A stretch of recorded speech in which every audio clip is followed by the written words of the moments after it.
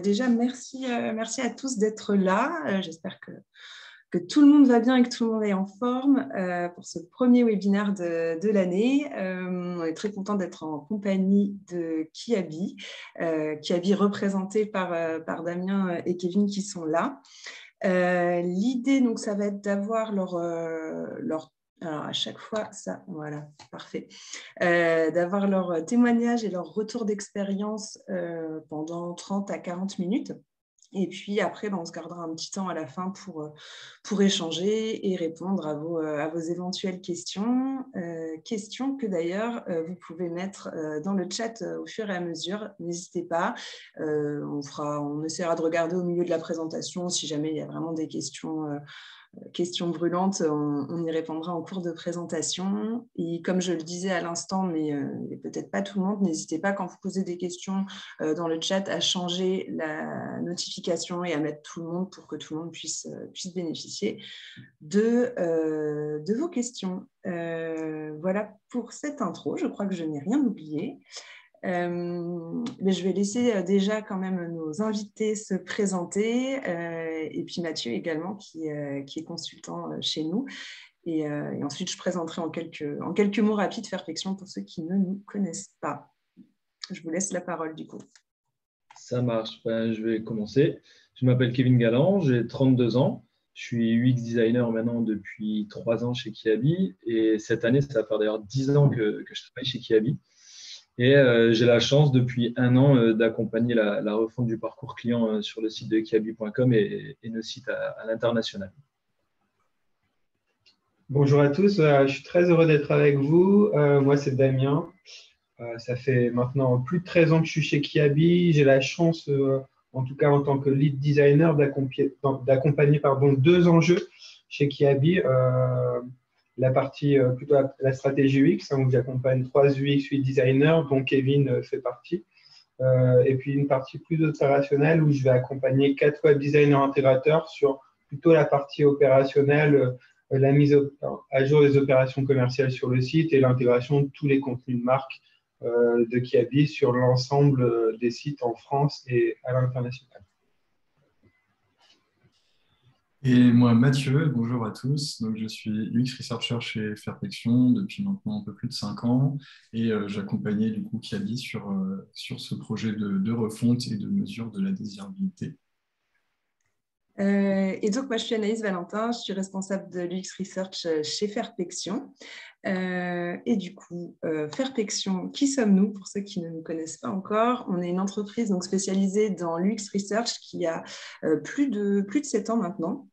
Notre objectif, c'est vraiment d'aider et d'accompagner nos clients dans l'optimisation de leur expérience utilisateur en intégrant en fait, du coup, les besoins des utilisateurs aux objectifs business et aussi tout ce qui va être contrainte technique, environnementale pour transformer justement ces besoins utilisateurs en levier pour votre offre. Et pour accompagner nos clients, on le fait vraiment de manière, on va dire, de A à Z sur les projets. L'idée, c'est vraiment d'être dans le conseil dès la mise en place, de pouvoir conseiller la meilleure stratégie d'études possible et la bonne méthodologie qui va répondre aux enjeux et aux besoins du moment pour pouvoir dégager justement des insights qui soient forts et qui soient fiables et utiles afin de pouvoir mettre en place des recommandations qui soient actionnables chez nos clients. Et c'est ce qu'on a fait avec Kiabi, qu'on a accompagné justement sur leur projet de refonte, et notamment avec cette problématique de désirabilité et d'attractivité du parcours d'achat. Donc Kiabi, je pense que tout le monde connaît au moins de nom, mais est-ce que vous pouvez nous présenter en quelques mots le groupe avec quelques chiffres clés? Ouais, en tout cas, j'espère que tout le monde connaît Kiabi. C'est une marque française qui est née dans le nord de la France et qui a plus de 40 ans maintenant. Il y a plus de 9000 Kiabers à travers le monde et on vient encore cette année d'être nommé au palmarès Great Place to Work. Donc, c'est vraiment une fierté de travailler chez Kiabi. Et si ça fait moi, pour ma part, plus de 13 ans que j'y suis, c'est qu'il y a une raison. C'est plus de 500 magasins, 19 pays dans le monde et dont 25 pays couverts par la partie digitale. Si on se focus un peu sur cette partie, justement, c'est un peu moins de 15% du poids du digital chez Kiabi, même si là, ces 2 dernières années avec le Covid, ce poids a un peu augmenté.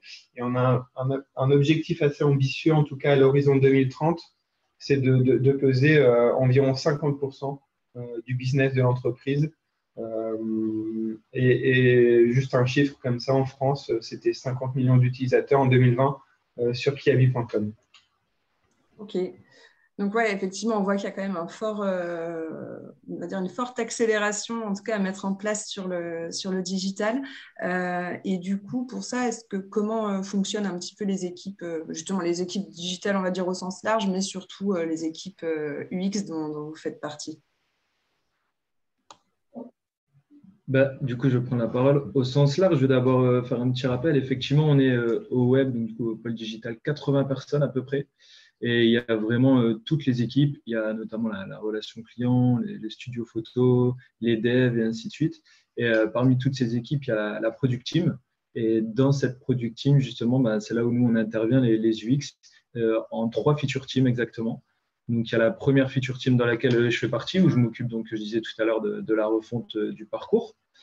Il y a une équipe aussi qui va s'occuper de la marketplace. Une marketplace, d'ailleurs, j'en profite pour faire un petit teasing qui arrive très bientôt dans quelques semaines, donc restez branchés. Et il y a une 3e équipe qui s'occupe du coup de la seconde main. Et donc là, ici, sur cette slide, vous voyez, c'est un schéma assez classique au final. Hein. Au noyau, au milieu, vous voyez donc un UX, un product manager et puis une équipe de dev qui en réalité sont chapeautées par le chef de projet informatique. Et puis tout autour vient graviter toutes les parties prenantes, donc aussi bien les web analystes, le SEO, les collections. Et même, vous voyez le marketing ici en bas qui ne fait pas partie directement de nos effectifs au web, mais qui, bien sûr, on sollicite selon la nature du projet. Donc, voilà un peu comment on est répartis au sein des teams. Ok, et justement, du coup, la refonte le team, feature team refonte dont tu fais partie, la refonte, elle a été entamée il y a 1 an, du coup, début 2021. Est-ce que vous pouvez nous en dire un petit peu plus sur le contexte de cette refonte, comment c'est arrivé, pourquoi surtout? Ouais. Alors effectivement, premièrement, c'était une refonte technique, donc assez classique. Et nous, on a voulu y intégrer, sortir un peu de ce scope que technique, et on a voulu y intégrer l'UX et l'UI. Et on avait un souhait aussi, c'est d'y intégrer le marketing, donc tout ce qui était charte digitale, image mode. Donc ça, c'était vraiment le postulat de base. C'était un peu emmener ces 3 grandes équipes, si on peut dire ça comme ça, et dans le but forcément de répondre aux besoins des clients, aux besoins des utilisateurs. Ensuite, pour nous, on s'est dit c'est impératif forcément de faire tester ces maquettes et toutes ces expériences. Donc, du coup, c'est pourquoi on a fait appel à vous pour le tester sur de vrais clients, surtout qu'en plus, comme disait Damien tout à l'heure, on parlait un peu de Covid et nous, c'est tombé en plein le début du Covid. Donc, pour faire tester avec des vrais clients, c'était assez compliqué. Donc, on s'est tourné naturellement vers vous. Et puis après, on voulait aussi avoir un axe commun à travailler. Donc, vous voyez au milieu la désirabilité pour un peu mettre toutes les équipes au même niveau. Et puis surtout pour sortir aussi de certains jugements hâtifs qu'on avait autour de la mode et donc plus là, côté marketing. En gros, on avait beaucoup de discussions autour du site. Et est-ce que Kiabi est vraiment un site mode? Est-ce que d'autres sites ne le sont pas plus que nous? On n'aime pas, c'est beau, c'est pas beau. Enfin voilà, on avait vraiment des jugements hâtifs et même au sein de nos équipes. Et donc pour nous, c'était de trouver ce cap. Donc on a tourné autour de la désirabilité et d'avoir une définition commune. Ce qui nous a permis aussi déjà de faire un état actuel de notre site. Donc comme ça, on savait de où on partait. Et puis justement, après, c'était plutôt simple pour avoir une vision un peu plus long-termiste et puis savoir où est-ce qu'on allait. Et dans toute cette refonte, on s'est dit aussi qu'il fallait forcément des KPI pour suivre cette fameuse désirabilité. Donc on en parlera bien sûr un peu après, mais il y a notamment la track diff, le score utilisateur, qui ont permis justement de mettre des noms et puis des notes, hein, clairement, des vraies mesures sur cette désirabilité. Et puis à la fin, voilà, tout le monde était plus ou moins aligné. Et puis si, dernier point, j'oubliais sur la slide tout en bas, c'était important aussi pour nous de se mesurer par rapport aux autres acteurs. Donc nous, on est plutôt content de ce qu'on a fait, on est assez fiers, mais le but, c'était effectivement de se comparer aux autres et puis de le monitorer dans le temps. Donc maintenant, la désirabilité, c'est bien ancré, je pense, dans nos équipes. Et tout le challenge maintenant, c'est de le faire perdurer dans le temps. Ouais, quand on en avait parlé, tu nous expliquais qu'il y avait un peu c'est ce que tu disais à l'instant, qu'il y avait des croyances sur certains acteurs qui étaient un peu les références de désirabilité. Exactement. Okay. C'est ça, donc on voulait vraiment sortir de ce schéma un peu caricatural et puis écouter tout simplement nos clients et puis mesurer un peu l'expérience qu'ils vivaient à travers cette désirabilité. Ok, très clair. Et du coup, sur ce projet-là, qu'est-ce qui finalement vous a motivé pour travailler, on va dire, avec un partenaire et pas mener le projet en interne comme ça peut se faire sur d'autres projets? Moi, en tant que garant de la stratégie UX, je suis aussi responsable de toute la partie méthodo et budget, organisation, ressources. On a vécu 2 années compliquées où finalement on s'est vite, à travers le Covid, rendu compte qu'on ne pouvait plus forcément rencontrer nos utilisateurs. On l'a vu aussi, il y a une forte ambition sur le digital, donc on avait beaucoup de choses à traiter. Et on s'est dit aussi, du coup, comment on peut s'ouvrir à notre écosystème et trouver un partenaire qui puisse nous accompagner sur toute la partie UX Research et test utilisateur. Et puis c'est comme ça qu'on a rencontré Fairfection. Et pour nous, ça nous allait bien parce que finalement, on pouvait déléguer cette recherche utilisateur à un partenaire qui est assez mature sur le sujet. Et nous, ça nous a du coup, on n'était pas obligé d'engager des ressources. On a pu concentrer en tout cas nos efforts sur d'autres sujets. Et on avait besoin aussi, autour de ce KPI de désirabilité, de pouvoir le confier à un tiers un peu neutre et de porter une méthode. Et c'est ce que du coup Mathieu va nous présenter après. Justement, Mathieu, c'est toi effectivement qui était sur ce projet. Toi, justement, ça a été quoi ta recommandation de démarche en tant qu'expert UX? Alors, il y avait bien sûr plusieurs éléments dans cette notion de démarche. Le premier, c'était par rapport à la problématique de KPI de désirabilité.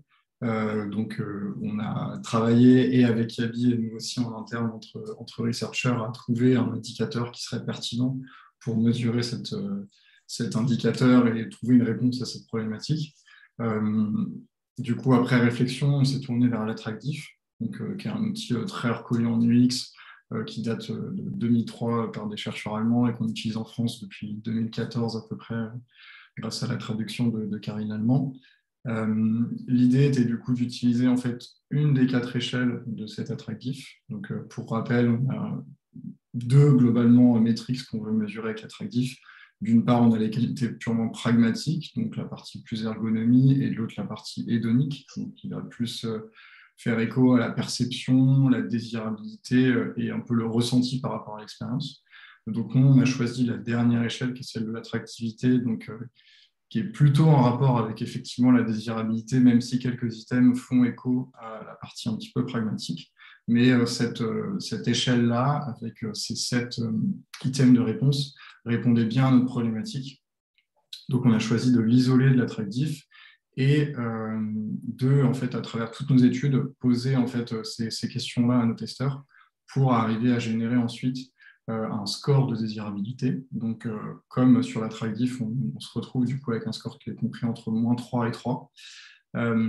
Et ça nous permettait du coup de mesurer en fait l'évolution et de bien s'assurer qu'au fur et à mesure des tests qu'on a pu faire ensemble, que les évolutions techniques ne pénalisaient pas en fait l'attractivité et la désirabilité du site, mais au contraire qu'elles pouvaient potentiellement soit rester sur un status quo, soit au contraire améliorer en fait la désirabilité et renforcer l'image de Kevin.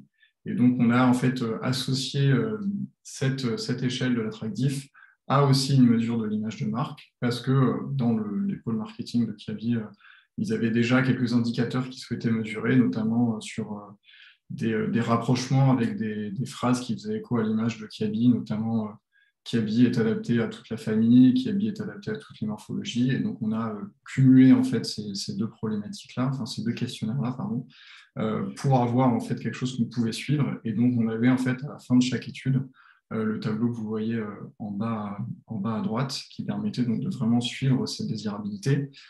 Et ce qui est intéressant aussi, le fait d'avoir utilisé cet outil-là qui ne se limite pas simplement à la Fairfection, mais qui est vraiment reconnu en UX, c'était aussi de pouvoir l'utiliser sur d'autres méthodologies, pas simplement le restreindre à nos études, et donc potentiellement, enfin, on en parlera bien sûr plus tard, mais Kiabi a pu mener en interne des études aussi ensuite et a pu réutiliser du coup cet outil-là sur la suite de leurs travaux. Et juste parce qu'il y en a peut-être qui ne connaissent pas, est-ce que tu peux juste nous expliquer rapidement comment ça se passe pour l'utilisateur, la méthode, pas la méthode forcément de calcul, mais juste comment l'utilisateur, lui, il répond un peu aux différents items? Oui, bien sûr. En fait, on a une échelle d'accord, donc une échelle de Likert qui est en 7 points. Donc, on va lui dire, par rapport à l'expérience que vous venez de voir, avez-vous trouvé l'expérience plutôt déplaisante ou plaisante? Et l'utilisateur va mettre sur une échelle de 1 à 7 à quel point il est d'accord, est-ce qu'il se rapproche plus de plaisant ou de déplaisant? Et nous, ensuite, on va calculer donc un score qui va de -3 à 3. Et là, en l'occurrence, vous l'avez sur l'exemple, on était sur une moyenne de 1,22 et de mémoire, on était sur l'audit. Et on a vu une augmentation assez constante par la suite. Je me permets de répondre, je vois qu'il y a une question de Pauline sur l'attractif. Est-ce mieux de faire remplir l'attractif à distance via un questionnaire ou de convier les utilisateurs en live et de discuter directement avec eux? Alors, c'est deux méthodologies en fait, différentes. On va faire un petit point juste après sur la méthode. On a fait les deux. Enfin, Kiabi a pu utiliser ce questionnaire en live quand il a fait des entretiens. Nous, on l'a appliqué plutôt sur les tests à distance parce qu'il fallait quand même être sur un échantillon conséquent pour avoir des résultats pertinents. Nous, en moyenne, on faisait passer par à peu près 70 utilisateurs, donc un échantillon qui est viable méthodologiquement pour être utile ensuite. Donc, on préférait passer par ces tests utilisateurs à distance avec un échantillon un peu boosté pour s'assurer qu'on ait un résultat pertinent. Et donc, forcément, c'est possible en live, mais ça prend plus de temps parce qu'on va devoir interroger pas mal de personnes. Et c'est quelque chose qui se fait très bien à distance. Les personnes qui l'ont créé, les chercheurs allemands en question, l'ont conçu au départ pour qu'il soit quand même réalisé assez facilement à distance. J'espère avoir répondu à la question. C'était parfait, Matt. Et du coup, justement, tu disais tout à l'heure que l'avantage aussi de cet outil, c'est que ça pouvait s'intégrer dans différentes méthodes, comme tu viens de le dire. Du coup, est-ce que tu peux nous en dire aussi un petit peu plus sur la démarche, on va dire, un petit peu plus globale dans laquelle s'est intégré cet attractif? Oui, tout à fait.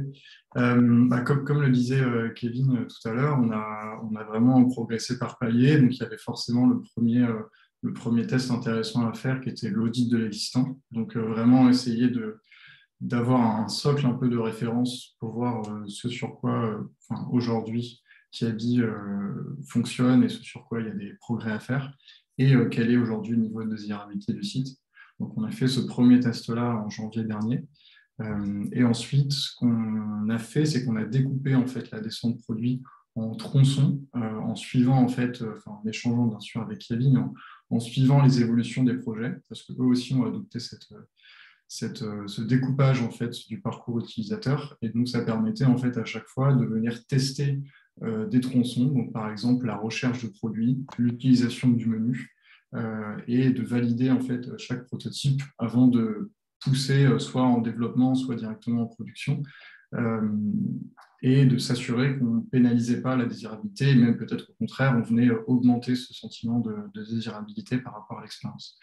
Donc vous avez du coup ici des exemples d'études qu'on a pu réaliser ensemble. On avait des tests du prototype qui étaient du coup là sur à peu près tout le parcours jusqu'au panier. Ensuite, on avait un focus vraiment spécifique au menu avec une problématique de réduction du nombre d'items du menu et de recatégorisation. Et donc, pareil, on a voulu s'assurer qu'en faisant ce retravail, on ne pénalisait pas la désirabilité. Donc, on a vraiment suivi cet indicateur de près à chaque fois qu'on faisait une étude. Et Kiabi en parlera mieux que moi ensuite, mais ils ont aussi mené des guérilla tests ensuite sur la pré-prod courant novembre. et on réutilisait cette méthodologie de suivi de la désirabilité. Et du coup, peut-être juste petite parenthèse pour préciser du coup quel était vraiment le scope de cette partie de ce lot de refonte. Comme tu l'as dit, Matt, on était vraiment sur la descente produit, donc c'est-à-dire sur tout ce qui va de la homepage jusqu'à la fiche produit. Et pareil, sans faire de spoiler ou de choses comme ça, mais le reste sera dans un second temps dans les mois à venir. Et du coup, pour en revenir donc à tout ce qui était... Hop, pardon, j'ai le petit pop-up. Hop, voilà. Pour en revenir à ce que tu disais, Matt, donc sur les méthodologies de test à distance, est-ce que tu peux expliquer un petit peu comment ça fonctionne et qu'est-ce qui est ressorti de ces différents tests? Oui. Du coup, sur l'ensemble de ces tests, les problématiques se prêtaient bien à notre méthodologie de prédilection, qui est donc les tests utilisateurs à distance. On n'a pas eu besoin sur cette problématique-là de faire appel à des méthodologies plus qualitatives comme des entretiens ou des focus group, ou au contraire plus quanti avec par exemple du sondage. Le test utilisateur s'y prêtait bien parce qu'on avait vraiment ce besoin de principalement tester l'ergonomie et la compréhension des contenus. Et donc, cette méthodologie s'y prêtait particulièrement bien parce qu'on avait du coup un échantillon plus conséquent que sur du pur quali. Et on arrivait du coup en fait à se faire une bonne idée de quel serait le ressenti in fine des utilisateurs. Et on pouvait aussi être assez agile sur l'échantillonnage, sur le support. Vous le voyez ici, on l'a remis, mais donc selon les problématiques, on allait ajuster sur est-ce qu'on était sur du full mobile ou une parité de mobile desktop, est-ce qu'on testait directement sur le site live, c'était le cas du coup pour l'audit, ou est-ce qu'on teste au contraire sur prototype, est-ce qu'on teste sur pré-prod. Voilà, selon en fait le stade d'avancement du projet, on pouvait avoir cette agilité-là. Et pareil pour l'échantillon. On a ajusté, en fait, on avait défini en fait en amont un échantillon un peu type, donc avec une parité de clients Kiabi qui correspondait plus ou moins à leur persona, mais tout en restant quand même assez ouvert sur la réalité en fait de leurs clients et pas se cantonner entre guillemets au persona marketing. Et en plus, l'avantage de cette méthodologie est qu'on est sur des timings assez serrés. On va avoir un terrain qui va être entre 10 et 12 jours ouvrés avec ensuite l'analyse et les recommandations. Vous avez quelques indicateurs assez intéressants là sur les illustrations qu'on utilise pas mal pour se faire une première idée des résultats, notamment user journey. On voit par exemple sur l'étude qui était concernée qu'on avait quelques points de friction qui étaient rencontrés sur les étapes 3 et 4. Et donc, ça nous permet aussi, nous, quand on va faire ce travail d'analyse, d'aller creuser justement quels ont été les problèmes rencontrés par les utilisateurs. On a le score dont parlait Kevin tout à l'heure, qui est bien sûr un élément qu'on va suivre au même titre que la désirabilité, qui englobe un peu plus l'expérience et se limite pas, entre guillemets, à cette attractivité de l'expérience. Et on va bien sûr avoir la partie recommandation, donc qui va se distinguer de la partie vraiment objective de l'analyse. Sur cette partie recommandation, l'idée c'est vraiment d'apporter des éléments concrets à Kiabi et de les aider à actionner derrière. Et donc ça prenait des formes très variées. On avait des recommandations qui étaient purement ergonomiques, par exemple la modification d'un CTA, la modification de la hiérarchie d'un menu ou la modification de certains wordings. On avait un petit peu du X-Writing aussi, et d'autres qui étaient un peu plus larges. J'en ai pris un exemple pour illustrer. On a rencontré un problème qu'ils ont pu remonter, qui n'était pas purement UX, mais qui était lié un peu plus à la partie marketing et shooting photo, où on avait rencontré des problèmes en fait, sur les visuels produits, où on mettait en fait trop de produits qui étaient forts visuellement. Et donc, en fait, on avait pas mal d'utilisateurs qui s'y perdaient sur quel était en fait le produit qui était concerné par cette fiche produit. Et ça permettait comme ça en fait, de venir nourrir non seulement l'équipe UX, mais aussi élargir et les aider à raisonner d'un point de vue vraiment global et pas simplement purement ergonomique pour vraiment parfaire l'expérience et s'assurer qu'on ait une bonne désirabilité et une expérience plaisante. Et juste pareil, petite parenthèse, parce que c'est une question qu'on a souvent quand on échange avec des clients. Est-ce que tu peux nous rappeler pourquoi c'était important sur le ciblage de ne pas être que sur des clients Kiabi ?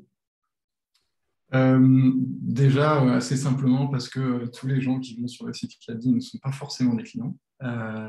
Et l'idée était vraiment en fait de ne pas se restreindre. Les usages, en fait, plus on va être sur un échantillon ciblé, plus les usages vont se ressembler.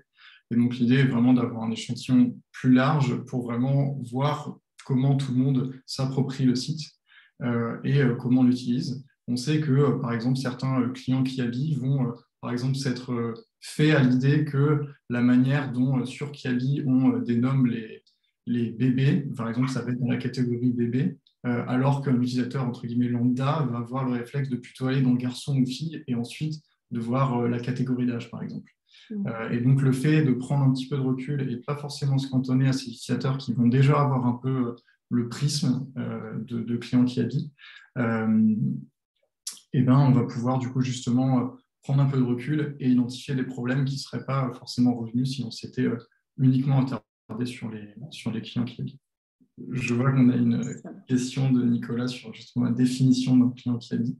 Alors là, en l'occurrence, ce qu'on avait ciblé de mémoire, si je ne me trompe pas, c'était un achat effectué sur le site Kiabi ou en magasin. Selon les études, on avait alterné selon la problématique aussi. On avait du parcours post-achat ou du coup, on s'attardait forcément un peu plus sur des clients qui étaient des clients en ligne. Mais on avait en fait un questionnaire de screening dans lequel on demandait aux utilisateurs dans quelles enseignes avaient-ils effectué les achats sur les 12 derniers mois. Et parmi la liste de propositions, on avait Kiabi et ça nous permettait justement d'isoler ces personnes qu'on a considérées donc comme clients Kiabi, puisqu'ils avaient fait un achat dans les 12 derniers mois. Merci Matt. J'ai une question, mais peut-être plus pour Damien et Kevin. Est-ce que du coup, dans les résultats qui sont ressortis de ces différentes phases de test, est-ce qu'il y a eu des choses qui vous ont surprise, je parle vraiment sur le contenu, on va dire, des feedbacks utilisateurs. Est-ce qu'il y avait des éléments un peu forts, soit auxquels vous ne vous attendiez pas, soit qui étaient particulièrement intéressants? Ouais, il y a eu deux éléments, notamment un, je pense, à la fiche produit. Aujourd'hui, enfin à l'époque plutôt, maintenant, on avait une fiche produit assez vieillotte et où les images étaient très petites, un peu pixelisées. Et donc, on a voulu mettre le paquet vraiment sur les images et notamment sur les vues complémentaires, donc l'image numéro 2, 3, 4 du produit. Et on a essayé ce que justement on avait remarqué lors d'un benchmark et que beaucoup de concurrents faisaient, c'était de ressortir les visuels et puis de les mettre plutôt un peu au milieu de la fiche produit. Et ça, c'était un parti pris qu'on voulait clairement tester parce que du coup, c'était quelque chose qui était beaucoup vu, donc comme je disais tout à l'heure, lors de benchmark. Même en interne, ici, on entendait souvent, pour ne pas citer de personnes de concurrents, mais en tout cas, on disait, tiens, un tel faisait comme ça, un tel faisait comme ça. Et on voulait aussi se servir de ce test pour mesurer vraiment cette appétence ou non des grands visuels. Et on s'est pris une claque. Hein. Je pense qu'il y avait quasiment la moitié des personnes qui nous ont remonté que ça servait strictement à rien, que les photos étaient trop grandes, que c'était exactement le même que de les avoir en haut, etc. Alors que pourtant, on y croyait quand même. Donc ça, c'était un premier retour sur la fiche produit. Et on en avait un deuxième aussi sur la place des filtres, qui était pour nous important dans les pages listes. Et on a voulu tester une méthode un peu plus technophile. En gros, un positionnement plutôt flottant en bas pour être plus accessible, notamment sur mobile, parce qu'on a une part très forte de mobile, et donc plus accessible avec votre pouce, par exemple. Et alors déjà, on a eu un bug de maquette, donc ça, c'était à corriger forcément. Mais après, sur les personnes qui ont réussi à naviguer correctement, pareil, il y a eu plus de la moitié. Enfin, c'était un peu. Il y avait deux visions. Il y avait une vision où les personnes le voyaient, mais ne le comprenaient pas du tout. Donc là, ils nous écrivaient clairement leur ressenti et ne comprenaient pas du tout pourquoi cette position-là. Et après, il y avait un regard qui était assez différent et qui était pour nous encore pire. C'est des personnes qui ne le voyaient pas du tout et qui posaient justement en commentaire j'ai pas trouvé les filtres, ce serait cool d'en avoir. Donc effectivement, quand on se prend ce genre de retour, c'est assez difficile, mais en même temps, c'est super parce que pour nous, on se dit que si on avait livré ça en prod sans l'avoir testé et avec toute cette méthode-là, on serait peut-être un peu parti dans le mur, en tout cas sur ces deux features-là. Donc pour nous, c'était vraiment des inputs hyper intéressants à travailler. Et puis encore une fois, avoir cet œil, comme disait Damien tout à l'heure, avoir cet œil externe. Et puis là, c'est les clients qui parlent de toute façon, donc on le prend en compte. Il y a deux choses qui m'ont marqué. tout d'abord la note du score utilisateur et de désirabilité sur l'audit de l'existant, qui sont plutôt bons et ça nous a rassurés. Donc ça, c'était plutôt une bonne surprise. Et puis, Mathieu en parlait un petit peu. On a eu beaucoup de retours sur les visuels des produits. Et ce n'est pas forcément de notre périmètre, mais du coup, on a pu remonter à travers les retours pas mal de choses aux équipes marketing et studio sur la charge cognitive, sur des looks qui étaient un peu compliqués, sur la différence entre les visuels marketing et studio, où parfois il y avait plusieurs personnes sur la photo et c'était difficile aux utilisateurs de bien savoir de quoi on parlait. Et donc, du coup, tous ces retours, on les a remontés. Et aujourd'hui, il y a eu déjà des actions et des décisions de prise sur ces retours. Et donc, c'était aussi une bonne surprise et c'était plutôt top de voir que finalement, on pouvait aussi nourrir d'autres BU chez Kiabi à travers ces tests utilisateurs. Et du coup, oui, Damien, tu parlais à l'instant du score utilisateur.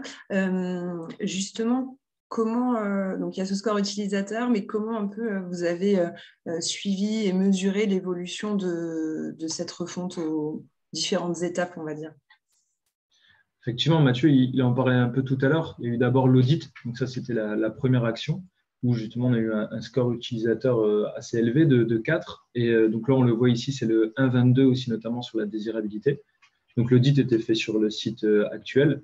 Ensuite, on a refait exactement le même test, mais sur les nouvelles maquettes qu'on avait travaillées donc avec toutes les BU qu'on vous a présentées tout à l'heure, où là, vous voyez, le score a augmenté à 1,75 et on est passé donc dans la catégorie la plus haute de la désirabilité. Donc pour nous, c'était une vraie fierté. Ensuite, le score utilisateur, comme vous voyez, il y a eu 3 mesures. Il y a eu donc l'audit qu'on parlait tout à l'heure, le prototype dont je viens de vous parler qui était à 4,2 et la pré-prod, c'est les tests qu'on a fait nous en interne. Mathieu vous le disait en dernière step tout à l'heure. On a réalisé un test en interne. Donc, une fois qu'on a au final testé, qu'on a fait l'audit, qu'on a modifié nos maquettes et qu'on a lancé en pré-prod, on s'est dit, même si dans les normes, on doit faire tester par les clients, mais nous, on a la chance chez Kiabi des centaines de personnes au siège. Et on s'est dit, déjà, pour inclure toutes les personnes dans le projet chez Kiabi et puis récupérer leur feedback. Donc, on est parti faire tester à des membres de la collection, du codir, etc. Et on a fait tester comme ça à 25 personnes. On a eu plus ou moins la même notation, donc ce qu'on présente aussi tout à l'heure, la track diff avec notamment le score utilisateur. Et sachant que ce test, on l'a fait alors qu'on avait, grosso modo, on était arrivé à 80% de l'expérience développée. Donc, on n'avait pas encore fini toutes les features, mais on voulait le tester justement pour dérisquer et puis pour être sûr de se confronter à la réalité, notamment des tests de charge et autres. Et au final, vous voyez qu'on a une note donc pré-prod de 4,1. Donc, ça reste positif. Nous, notre objectif, c'était déjà d'être ISO ou alors de grappiller encore un peu de points. Et donc là, on a été un tout petit peu au-dessus, sachant qu'on avait encore une fois que 80% de délivrés. Donc, c'était vachement encourageant pour nous. Ensuite, la deuxième étape, c'est la pré-prod. On a lancé là déjà depuis quelques semaines un A/B test aux Pays-Bas. Pays-Bas parce que pour nous, c'est un petit pays en termes de volume. Donc, ça permet, comme je disais, d'essuyer les plâtres, de corriger les premiers bugs, de se rendre compte aussi justement de bugs qu'on n'aurait pas identifiés jusque-là, donc de pouvoir les corriger rapidement, de mettre des optimisations en place. Et puis après, on va délivrer petit à petit les autres pays, à savoir l'Espagne, la France, pour gagner en volume et puis avoir des stats encore plus fiables. Et une fois donc toutes ces expériences-là seront sorties, donc on va dire plutôt courant fin S1, début S2, on va travailler toutes les optimisations. Le but aussi, une fois qu'on a mis toute cette méthode en place, on le disait tout à l'heure, notamment avec la désirabilité, c'est de venir faire plusieurs prises justement pour monitorer cette désirabilité et puis continuer de faire augmenter nos KPI et puis de travailler, vous les voyez ici, les KPI classiques, donc la mise au panier, la transformation tunnel et ainsi de suite. C'est vraiment notre but, c'est de ne pas laisser tomber le projet et après de travailler justement sur ces petites optimisations. Yes. Moi, je voulais revenir rapidement sur la partie guérilla test et test utilisateur en interne. Dans la littérature UX, c'est vrai que ce n'est pas forcément recommandé de faire des tests UI en interne pour tous les biais que ça peut générer. Mais nous, on s'est dit, tiens, comment valoriser l'UX? Une de nos problématiques, c'est valoriser l'UX au sein de l'entreprise et c'est un de mes rôles. Et on s'est dit, tiens, les tests utilisateurs en interne, c'est une bonne façon aussi de montrer tout ce que nous, on fait au quotidien. Et dans ces tests utilisateurs, on a essayé d'intégrer des membres du COMEX ou des personnes qui ont de l'influence aussi pour nous après, en tout cas pour moi, aller gratter un peu de budget en démontrant que ces méthodes, elles sont vachement utiles. Et donc, voilà, moi, je vous encourage à le faire en interne si vous pouvez, en parallèle de vraies études avec des vrais utilisateurs, pas se baser que sur des tests en interne, mais c'est important de le faire sur voilà, toute cette partie de valorisation de l'UX en entreprise. Et puis voilà, on se rend compte que les personnes, elles sont vachement engagées, elles en parlent à leurs collègues. Et nous, on a mis en place tous les mercredis, premier mercredi du mois, des tests utilisateurs. Et donc, on a une base, on a un Google Docs où chacun vient s'inscrire. Et puis, comme ça, on s'est fait une base de testeurs internes. Et on vient les solliciter en fonction des sujets une fois par mois pour nous aider aussi à avancer sur cette partie. Et justement, parlant de la valorisation de l'UX en interne, donc il y a eu cette phase de test interne, de guérilla test. Est-ce qu'il y a d'autres choses qui vous ont permis, sur tout ce projet de refonte, enfin ce début de refonte, de justement mettre en avant l'UX dans l'entreprise? Yes, il y a eu plusieurs choses. Donc, nous, chez Kiabi, tous les mois, on a des réunions mensuelles avec toute l'équipe digitale. Et donc, à chaque fois qu'on avait une récite d'audit Fairfection, on partageait tout ça avec l'équipe, aux 90 personnes du digital, sous forme de présentation orale, comme on est en train de faire, mais aussi du coup sous forme d'overview. Et c'est vrai que du coup, Mathieu prépare souvent des petits takeaways comme ça à partager et c'est vachement synthétique et tout le monde peut du coup prendre connaissance des résultats et du sujet. Donc ça, c'est top. Je vous parlais, on a beaucoup parlé du score de désirabilité. Nous, on est très fiers d'avoir intégré ce score dans les KPI de performance qu'on suit quotidiennement. La désirabilité, on va la suivre trimestriellement, mais on a intégré en tout cas ce score de désirabilité dans les OKR de l'équipe. Et je trouve que c'est aussi une façon de valoriser tout le travail qu'on fait. Donc, en plus du NPS, en plus du taux de transfo, on suit aujourd'hui la désirabilité sur nos sites. Donc, ça, c'est vachement important. Et voilà, c'est pour nous une façon, en tout cas, on a d'autres, mais de valoriser l'UX en interne. J'en profite juste Anaïs, j'en profite pendant qu'on ressort l'exec-sum pour reparler de la méthode. Pardon. L'exécutif summary. Pour répondre à deux questions qui étaient justement sur la méthodologie. Il y avait deux questions, une sur la satisfaction client par étape et l'autre sur le protocole du test utilisateur à distance et comment c'est géré de notre côté. Comme l'a dit Kevin pour les guérilla tests, c'était eux qui les menaient en autonomie, et donc là on était plutôt sur un échange en direct avec un guide d'entretien et une prise de notes, voilà, quelque chose de plus physique. Et nous, après, côté Fairfection, le test utilisateur à distance se fait entièrement en autonomie de la part du testeur sur la plateforme. Donc, on va rédiger en fait un ensemble d'étapes. En général, on est sur une dizaine d'étapes qui vont retracer en fait le parcours utilisateur. Donc, par exemple, les premières impressions en arrivant sur le site, ensuite la recherche de produits, le ressenti sur la grille produit, la fiche produit, le panier, etc. Et donc, à chaque étape, l'utilisateur va pouvoir faire un ou plusieurs retours. On va lui demander une polarité sur ces retours. Est-ce que c'est un problème ou est-ce que c'est un compliment?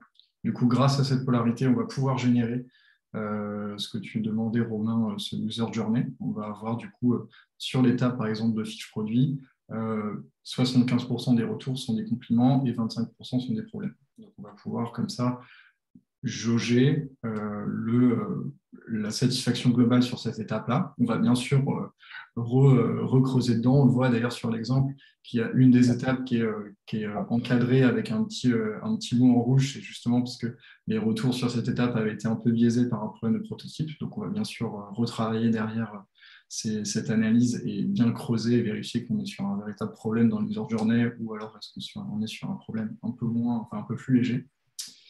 Et du coup, c'est des tests qui sont vraiment faits à distance, en autonomie. L'utilisateur s'inscrit à la mission, reçoit le protocole, qui réalise en autonomie. Il a, si besoin, quand on est par exemple sur des prototypes, une micro-formation, parce que ce ne sont pas des testeurs pros, ce sont des gens de tous les jours, et donc ils ne savent pas forcément utiliser des prototypes. Donc on va avoir des micro-formations sur comment faire des retours pertinents sur un proto. C'est des tests sur lesquels on laisse à l'utilisateur en moyenne 48 heures pour le faire. Et ensuite, il peut nous soumettre sa mission. On a une équipe de modérateurs qui vont vérifier que les retours correspondent bien à nos attentes. Si besoin, on va lui demander de corriger un élément parce qu'il n'a pas forcément bien répondu au protocole. Et ensuite, une fois qu'il est approuvé, on rend les retours disponibles sur la plateforme. Et Kiabi et moi aussi, à côté de Fairfaction, pouvons accéder à ces retours-là et venir les taguer. Ça fait vraiment partie de notre méthodologie. On serait ravis d'en parler plus en détail ensuite. Mais voilà à peu près comment ça se déroule. Et en moyenne, en temps de test, on laisse ce délai de 48 heures, mais en moyenne, le test peut durer entre 40 minutes et 1 heure, selon la difficulté du test. Voilà. Merci Mathieu. Juste petite pareil, parenthèse visuelle, on va dire, pour avoir quand même un aperçu de l'avant-après, alors pas de toute la descente produit, mais en tout cas au moins de la homepage et de la fiche produit. Je ne sais pas s'il y a des choses que vous voulez commenter, Damien ou Kevin. Bah, on en a un peu parlé tout à l'heure, mais surtout c'était de diminuer le bruit visuel et un peu cette charge cognitive. Vous voyez notamment sur la homepage le avant-après. Et puis voilà, un travail fait sur les visuels. D'ailleurs, Damien en parlait aussi tout à l'heure, le tout premier visuel, là, vous avez justement ce qui avait fait pas mal polémique sur ces premiers tests, le fait d'avoir 2 personnes sur la même photo et ne pas savoir quel produit on vendait. Là encore, ça va, c'est le même blouson, mais parfois on pouvait se retrouver avec 2 produits totalement différents. Donc c'est vrai que dès le premier abord, on ne sait pas forcément quel article on souhaite acheter. Donc ça, c'est quelque chose qu'on a travaillé. Et puis oui, les visuels, notamment à droite, en fiche produit. Bon, après, là, on ne voit pas bien aussi, mais il y a eu tout un travail aussi d'animation. Donc sur des overlays ou autres pour rendre encore plus fluide et se rapprocher limite d'une expérience plutôt app que site très figé, très classique. Sortir un peu de ce cadre. Ok. Et du coup, pareil, on en a un petit peu parlé tout à l'heure, mais c'est quoi les prochaines étapes, les prochains enjeux, on va dire, sur le site? Nous, côté refonte, ça continue, hein, évidemment. Là, on était sur toute la descente produit. On est en train de travailler en ce moment la refonte du compte client. Et le dernier lot, ce sera le checkout. Donc ça arrivera plutôt sur la deuxième partie de l'année. Un gros lot qui va nous amener jusqu'à la fin 2022. Et donc normalement, fin 2022, on aura fini entièrement cette refonte. Ensuite, je peux parler des projets Marketplace, tu veux? Oui, en tout cas, on vous l'avait dit, hein, il y a 2 autres feature teams dans les équipes qui habillent autour de la Marketplace et la seconde main. Donc là, c'est pareil, vous devrez voir normalement très prochainement le MVP de la Marketplace arriver sur le site de kiabi.com. Et puis, on continue le site seconde main est sorti il y a 1 an à peu près. Et voilà, on continue de le développer. C'est les grandes features, les grands projets. Et puis, avec Fairfaction, toujours, du coup, on va continuer à monitorer la désirabilité. Et donc, ce que vous avez présenté Mathieu et Kevin autour de l'attractif, on va l'automatiser et de se dire que tous les trimestres, on va réinterroger des utilisateurs pour voir si nos features récentes, elles ont impacté en bien ou en mal la désirabilité. Voilà, c'est un petit indicateur qu'on va monitorer et ça va nous aider aussi de se dire ah là il y a un petit décrochage, pourquoi? Ou là au contraire les dernières photos, la dernière page list, la dernière évolution a pu améliorer notre désirabilité. Et puis on pourra aussi le partager à nos parties prenantes, au marketing, aux collections, en disant finalement même si vous trouvez ça moche, nos utilisateurs plébiscitent plutôt cette partie-là. Top. Eh ben, merci. Pardon, vas-y, Kevin. On voit pas bien nous sur l'écran, mais je pense qu'il y a une question de quelqu'un, si quelqu'un peut nous la lire, sur le mobile. Oui, j'ai répondu, mais c'était Pauline qui D'accord. nous disait qu'aujourd'hui, elle ne voyait pas du coup le même. Enfin, sur les captures d'écran, on voit en fait les prototypes qui sont en cours de développement. Et elle s'étonnait en fait en allant aujourd'hui sur le site de Kiabi de voir les écrans d'avant, entre guillemets, qui du coup sont encore ici aujourd'hui. Mais bien, Yes. on verra du coup La France est encore en phase de préchauffe, on va dire ça comme ça. Et les premières AB tests devraient arriver courant mars. Et on a une question peut-être plutôt pour Damien, qui est comment le marketing et le merchandising collaborent avec votre organisation produit digital. Ok.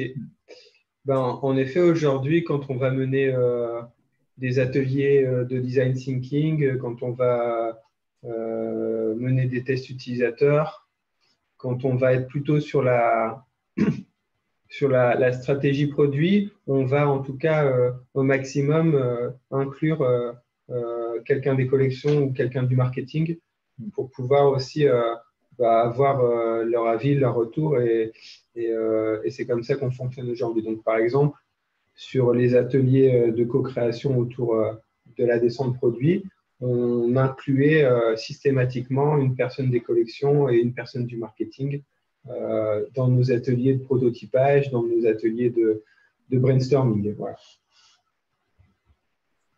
Et ensuite, à travers des réunions, des webinars, des présentations, moi, j'interviens souvent dans des comités stratégiques de collection, de marketing en France et international pour présenter aussi toute notre avancée sur ces sujets-là.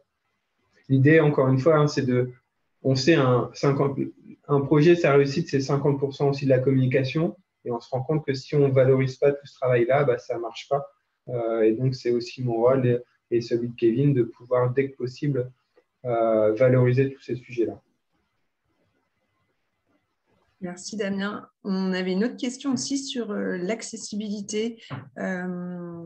Nicolas qui demandait si ça avait été pris en compte, enfin si c'était pris en compte et s'il y avait eu des tests faits spécifiquement avec des personnes ayant un handicap. Alors, nous, sur la communauté... Enfin, vas-y. Non, mais vas-y Mathieu, je t'en prie.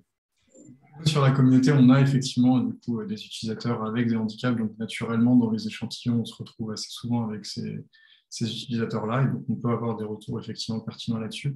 Et nous, assez souvent, en fait, a posteriori, pendant qu'on fait le travail d'analyse, on va aussi tester le site nous-mêmes en appliquant les tests d'accessibilité avec notamment les normes WCAG, et on va pouvoir remonter aussi potentiellement dans les analyses ou dans les recommandations s'il y a des modifications à faire, ou en tout cas pointer du doigt des normes qui ne seraient pas respectées.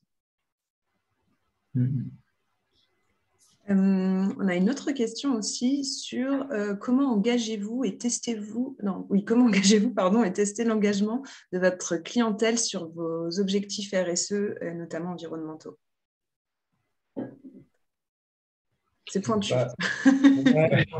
Aujourd'hui, on ne les teste pas, mais à travers la track diff, en tout cas, il y a une question autour de la partie RSE. Je pense que la perception, en tout cas, qu'ont nos clients sur cette dimension-là, elle est posée.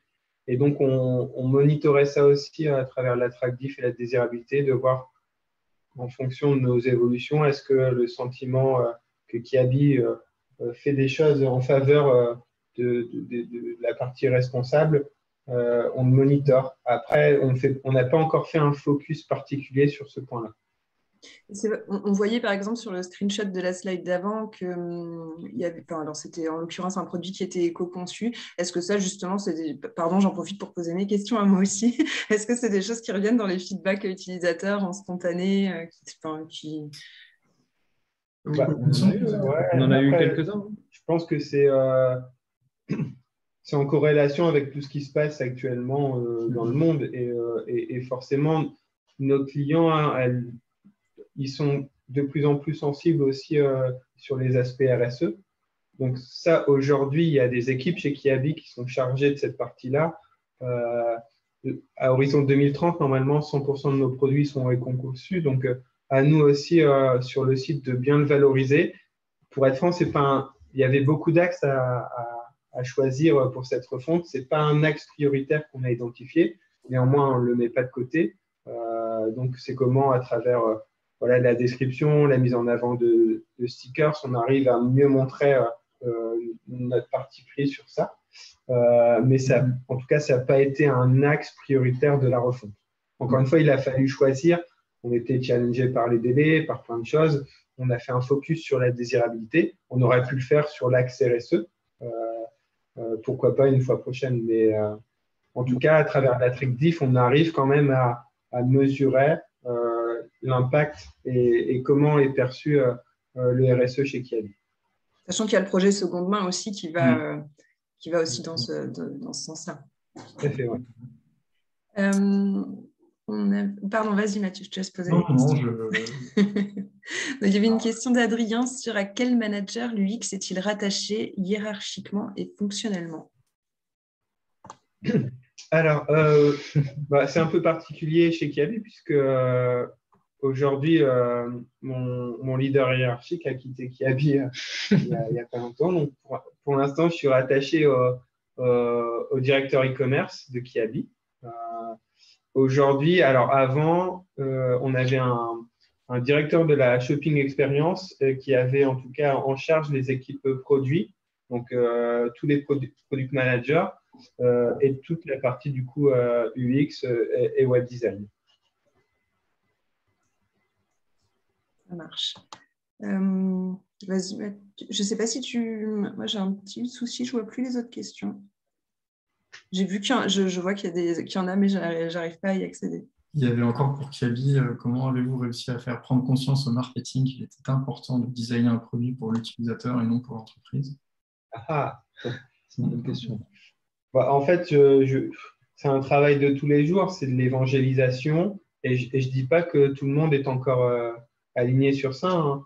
Je pense qu'il y a un compromis à trouver, en tout cas, entre l'image de marque et l'expérience utilisateur. Et c'est à travers ce genre de tests qu'on arrive à trouver un compromis. C'est des discussions de tous les jours. Moi, je forme un binôme avec mon pendant en marketing. Donc, voilà, on essaie de se voir une fois toutes les 2 semaines sur ces questions-là pour encore partager mes sujets. Et donc, en fait, on se rend compte quand on partage et qu'ils comprennent, ils se disent, OK, je prends conscience de certaines choses, mais ça prend du temps. Et ça dépend aussi beaucoup du niveau de maturité de l'entreprise et des organisations. Et d'où l'importance aussi d'intégrer, comme on disait tout à l'heure, le marketing dans nos cercles de travail, parce que du coup, directement, ils vont être impactés, ils pourront nous donner leur input. Et puis, notamment les tests utilisateurs, comme on disait tout à l'heure, dès qu'on reçoit donc, des choses qui ne sont pas forcément de l'UX ou du web design, on peut redescendre l'information. Donc ça se passe comme ça, et puis on évangélise tous les jours cette parole UX, puis petit à petit ça va. En tout cas, là, ça se passe plutôt bien. C'est ça, si j'ai un conseil, si on a un conseil à vous donner, c'est d'inclure au maximum dans vos réflexions justement le marketing. Si on ne leur montre pas, ils vont forcément dire que c'est nul. Et donc, une fois qu'ils prennent part au projet, ils ne diront plus que c'est nul. Ça, c'est sûr. Parce qu'ils engagent aussi leurs responsabilités. Et voilà, c'est pas simple, mais on se rend compte qu'une fois que c'est lancé, ça marche plutôt bien.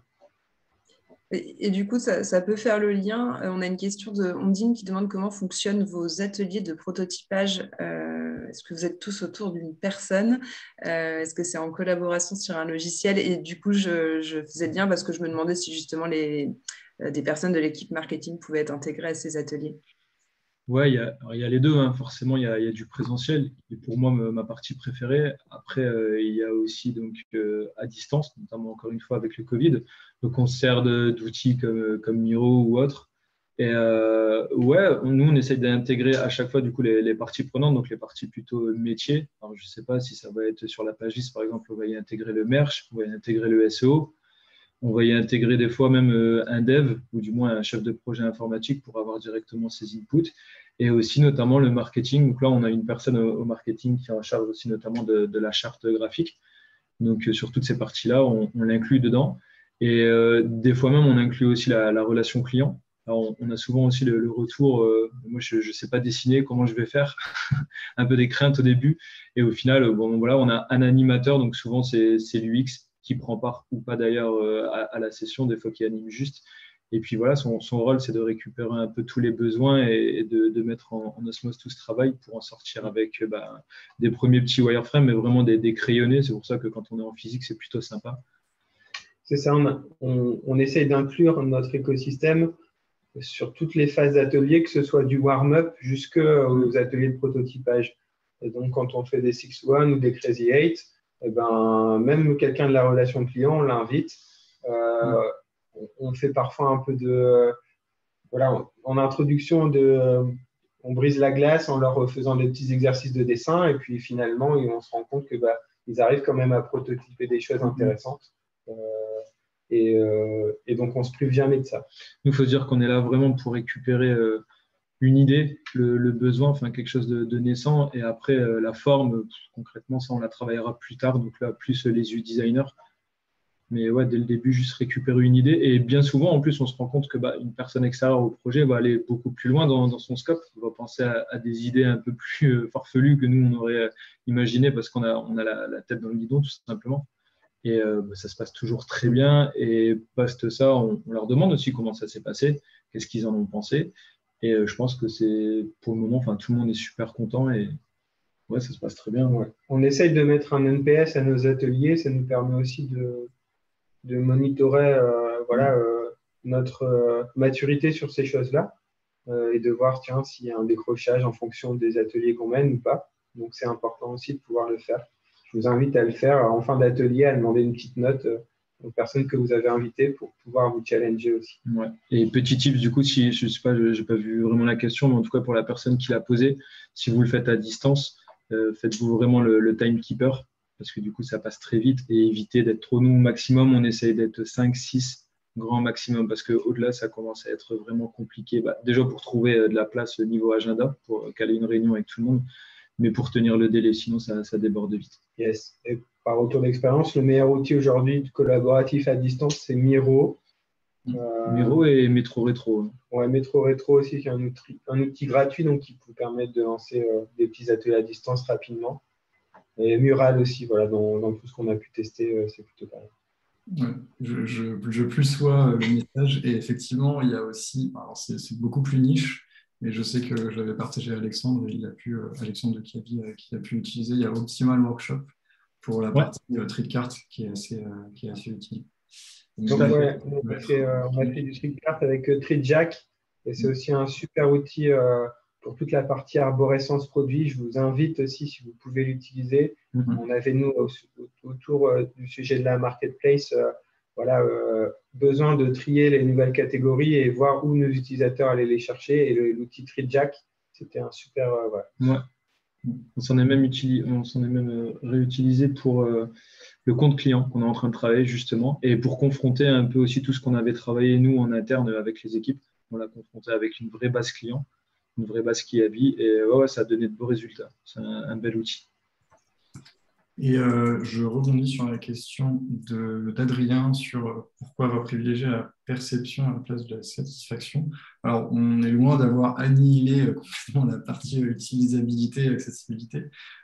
Déjà, en regardant un peu plus en détail les items de la track diff qu'on a ciblés, on a quand même des éléments qui font largement écho à ça, notamment décourageant, motivant, désagréable, agréable.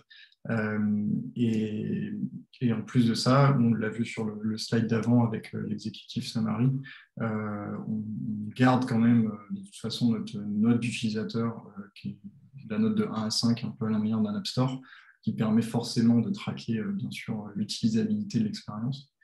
En tout cas, qui retranscrit cette dimension-là. Donc, il n'y a pas du tout eu d'écartement de cette donnée-là, qui est quand même un peu le cœur des tests utilisateurs, bien sûr, de tester la partie ergonomie. L'idée était vraiment d'ajouter ce volet-là de désirabilité et de venir le monitorer de manière assez intéressante. Et à côté de KPI comme un taux de clic, un taux de transfo, qui vont aussi, bien sûr, retranscrire cette partie plus pragmatique d'utilisabilité. C'est ça, notre parti pris, il était vraiment d'augmenter la désirabilité sans avoir d'impact sur la note d'utilisateur et donc sans dégrader l'utilisabilité. On ne voulait pas devenir esclave du territoire de marque, de la beauté. On ne voulait pas devenir un Zara, par exemple.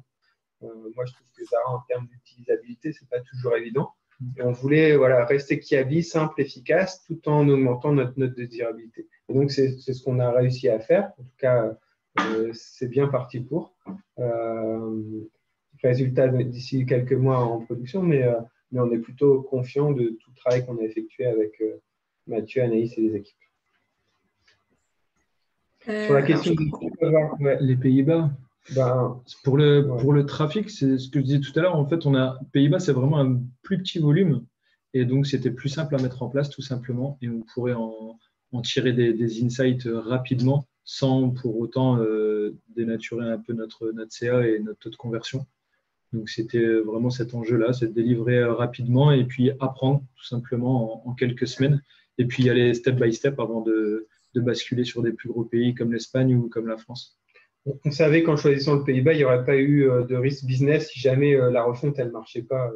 Et donc, les premières semaines, on a pu lever tous les bugs de navigation, de clics. On voyait que les tris fonctionnaient mal. Enfin, voilà, on a pu lever plein de loups.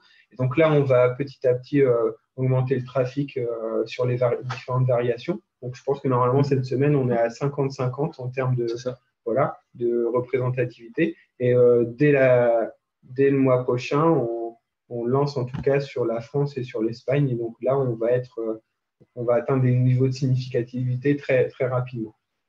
Et pour rebondir sur les biais culturels, non, vas-y. On a forcément du coup fait les tests sur la France et on fait aussi beaucoup de travail en interne quand même pour justement mesurer ces biais culturels. On a fait une présentation assez récemment sur le Japon, sur la Chine, sur les États-Unis et les particularités de ces pays. Et en l'occurrence, sur les Pays-Bas, on n'est pas sur différents usages qui sont très importantes.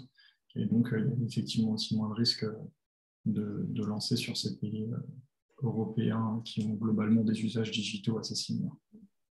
C'est ça, c'est que dans l'idéal, évidemment, c'est toujours mieux si on peut tester sur chaque marché. Après, on sait qu'il y a la réalité qui est là et qu'il y a des problèmes de temps, de budget, de planning. Et que, comme disait Mathieu, si on avait par exemple décliné en Chine ou au Japon, là effectivement il y aurait eu plus d'alertes parce qu'on est vraiment sur des usages beaucoup plus différents.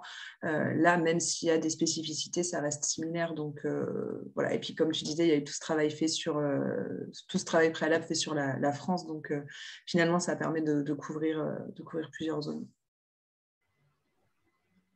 Je ne sais pas si du coup ça répondait à la dernière question de Valentin. Comment vous incluez les différents pays dans vos conceptions? Je pense que vous l'expliquerez mieux que moi, mais justement l'idée c'est d'en intégrer de plus en plus sur l'année à venir et notamment l'Espagne. Tout à fait.